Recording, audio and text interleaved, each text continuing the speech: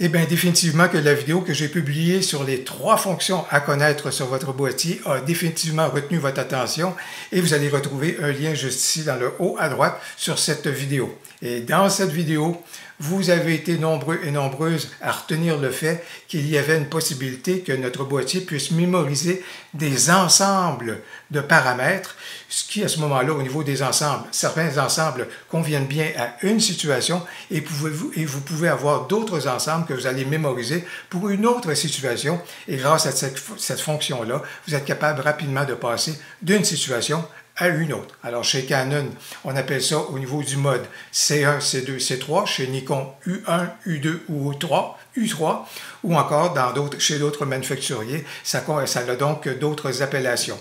Mais c'est une fonction à connaître. Je vais vous en faire la démonstration aujourd'hui. Mais avant, je vais aussi aborder 2 belles astuces pour vous permettre rapidement de modifier le comportement d'un paramètre afin que vous puissiez mieux réagir lorsque la situation évolue devant vous, ou encore également une autre façon de pouvoir activer une fonction très rapidement. Voilà donc ce qu'on va examiner maintenant.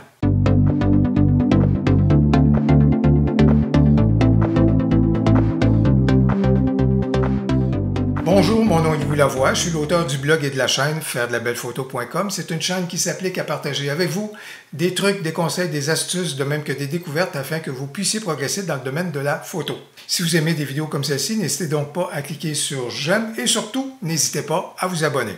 La première chose à connaître, ce sont les boutons que notre manufacturier met à notre disposition sur notre boîtier pour modifier rapidement le comportement de certains paramètres.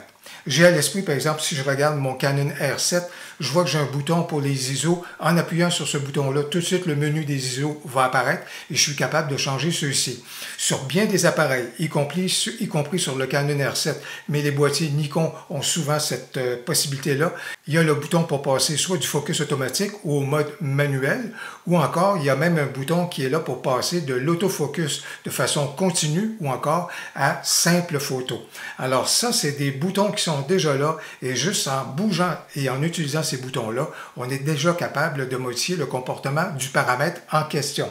Mais lorsqu'on n'a pas des boutons qui sont consacrés à une fonction, on est capable de les créer. Aujourd'hui, la plupart des manufacturiers nous permettent de paramétriser nos boutons à notre convenance et ça nous donne donc une arme qui est très intéressante. Pourquoi le faire? Exactement pour ce que je viens de dire, c'est-à-dire la possibilité de venir dire pour cette action-là, pour ce paramètre-là, je veux rapidement passer d'une situation X à une situation Y. Justement, pour paramétriser et modifier rapidement le comportement d'une fonction, je vais me tourner dans Canon vers le menu pour personnaliser les touches. Et donc, en ayant recours à l'utilisation de certaines touches que je vais identifier, je suis capable de venir lui dire, pour cette fonction-là, je veux qu'on bascule de tel comportement à tel autre comportement. Par exemple, parce que ici, je suis donc dans le menu en question, personnaliser les touches. Et là, je vais aller, et là, ça me présente donc toutes les touches qui sont personnalisables sur mon boîtier Canon R7. Alors, pour ce faire, moi, je vais aller en arrière. Vous voyez comment les touches sont indiquées à ce moment-là avec le point lumineux. Et là, je suis justement à un endroit avec la molette qui est là en arrière, le fameux keypad qu'on appelle. Et habituellement, sur ce keypad-là, il y a 4 points cardinaux que vous voyez. Je viens juste d'appuyer sur ceux-ci. Alors, au niveau de ces points-là, si vous voulez, je peux très bien dire, moi, quand je veux appuyer sur cette touche-là, je veux que le comportement devienne de telle chose à telle chose. Et à titre d'exemple, comme c'est là, c'est en mode auto, mais ce que je vais faire, c'est que je vais appuyer là-dessus et je vais lui donner une autre fonction.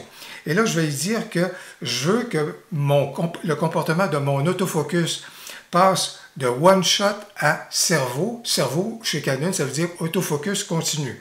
Alors, si je fais cela ici et que je reviens, je lui ai donc donné cette possibilité-là, avec cette touche-là, dès que je vais appuyer sur la touche en question pendant que je suis en train de prendre la photo, si j'appuie là-dessus, c'est rendu en mode autofocus continu. Non, ça revient en mode simple.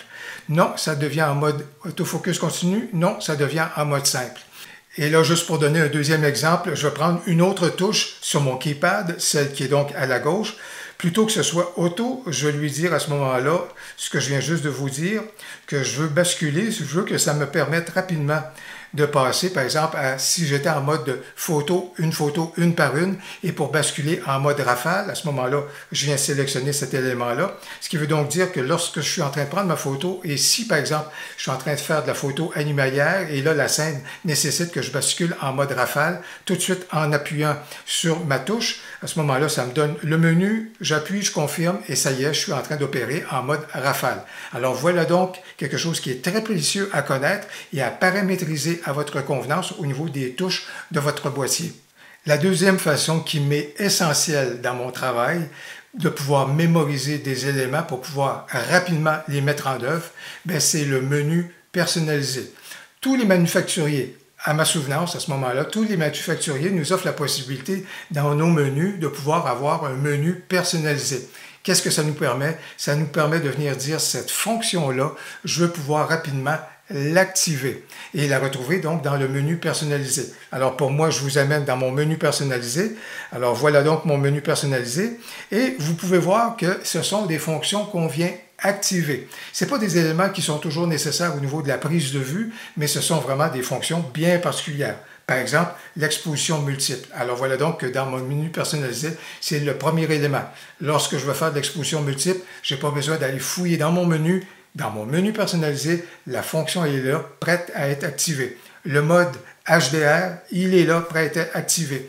La gestion de mon flash externe à ce moment-là, voilà donc comment je suis capable de l'opérer à ce moment-là à partir de mon menu personnalisé. Si je continue de ce point de vue-là, ici, quelque chose qu'on a au niveau de nos boîtiers, c'est le fait de pouvoir faire un déclenchement silencieux. Voilà donc que si je veux l'activer, c'est rapidement à portée de main. Le mode d'obturation également, le bracketing ou encore le focus bracketing. Voilà donc encore là ici la fonction qui est à portée de main. Bref, les menus personnalisés, si vous voulez, qui sont là, disponibles pour vous. C'est une façon idéale de prendre des fonctions que vous voulez activer de temps en temps et de pouvoir les avoir à portée de main. Et la troisième possibilité de mémorisation, c'est celle qui a retenu votre intérêt dans la vidéo à laquelle je faisais référence dans mon préambule. Alors, c'est le fameux C1, C2 ou C3 qu'on retrouve chez Canon et qu'on retrouve sur la molette du dessus ou encore chez Nikon U1, U2 ou U3 ou encore pour les manufacturiers, ça se peut que ça porte d'autres appellations. Alors, j'ai donc une configuration ici au niveau de ma photo animalière et c'est donc un point de départ. Même si j'ai déterminé certaines valeurs et que je vais mémoriser certaines valeurs, ça ne veut pas dire que celles-ci sont figées. Elles peuvent évoluer, évidemment, selon la situation. Qu'est-ce qu'on retrouve de ce point de vue-là? Alors, si j'active le tout, si on regarde les éléments, ici, j'ai donc choisi un sujet détecté au niveau de ma mise au point. C'est donc un animal. On va regarder ces éléments-là. Au niveau du style d'image, je laisse ça en mode automatique. Également, au niveau de la balance de blanc, pas de souci de ce point de vue-là. Ce que je veux, évidemment, là, au niveau du mode d'exposition, calcul d'exposition, ça me convient très bien. Je me mets en mode rafale. Ici, ça convient très bien à ce moment-là au niveau du type de fichier que je veux avoir. Bien entendu, je suis en mise au point continue, donc cerveau chez Canon. Et bien sûr, comme c'est là à ce moment-là, il y a peut-être un collimateur qui est là, mais on sait très bien que, par contre, non, c'est pas vrai. Je veux vraiment privilégier plein cadre à ce moment-là parce que je laisse à ce moment-là le modèle, si vous voulez, de captation au niveau de la mise au point opérer. Alors, c'est pour ça que je lui donne le cadre le plus large possible pour qu'il puisse identifier le sujet. Voilà donc les éléments que j'aimerais bien donc mémoriser pour une situation donc de point de départ pour la photographie d'oiseaux ou encore animalière. Alors pour mémoriser le tout, chez Canon, je vais donc aller dans le menu qui porte au niveau de la configuration. Alors c'est le menu avec la molette, bien entendu, pour votre manufacturier, ça peut être ailleurs, mais au niveau de ce menu-là, ce qu'on cherche, c'est le mode de prise de vue perso. Et là, vous voyez les C1, C2, C3. Alors, qu'est-ce que je veux faire? C'est que au niveau de la méthode, je viens juste de dire que oui, à ce moment-là, je vais aller enregistrer les réglages. Les réglages en question, à ce moment-là, je vais les mémoriser sur C1. Alors, j'ai juste besoin de sélectionner C1 et lui dire oui, absolument, c'est effectivement ces réglages-là que je veux. Alors, dès que je vais mettre ma molette du haut à C1, vous allez retrouver exactement les mêmes points de départ. Supposons que je veux avoir exactement les mêmes paramètres, par exemple, mais dans le cas d'un événement sportif. Alors également, je pourrais réfléchir puis aller exactement dans ce mode-là. Alors j'ai juste besoin de me ramener à cela ici. Je vais aller modifier certaines choses. À iCerveau, effectivement, tout ça, c'est très bon. Toujours en mode rafale, bascule, bascule, bascule. Mais dans ce cas ici, mon modèle, si vous voulez, ou mon choix de ce moment-là de sujet à identifier, bien, ce sont des personnes. Et encore là, je veux juste m'assurer que dans mon mode et dans mon truc, à ce moment-là, c'est effectivement plein cadre.